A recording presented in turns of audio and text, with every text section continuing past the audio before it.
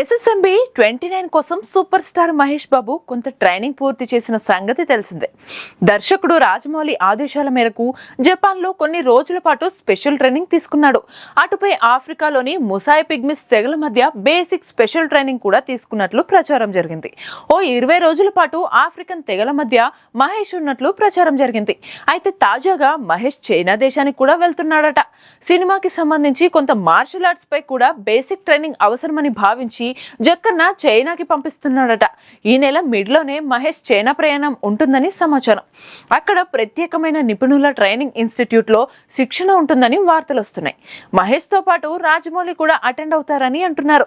ఆయన ఆధ్వర్యంలోనే martial arts మాస్టర్లు ట్రైనింగ్ ఇవ్వనున్నారట. ఇదే నిజమైతే మహేష్ ని ఏ రేంజ్ లో సానబెడుతున్నారో ఇక్కడే అర్థమవుతుంది. షూటింగ్ ప్రారంభానికి ముందే ఇన్ని రకాల ట్రైనింగ్లు అంటే చిన్న విషయం కాదు. ఎంతో ఓపికతో పూర్తి చేయాల్సిన శిక్షణలు ఇవన్నీ. సినిమా కోసం మహేష్ ఏమాత్రం ఆలోచించరు. కాంప్రమైజ్ అయ్యే వ్యక్తి కాదు.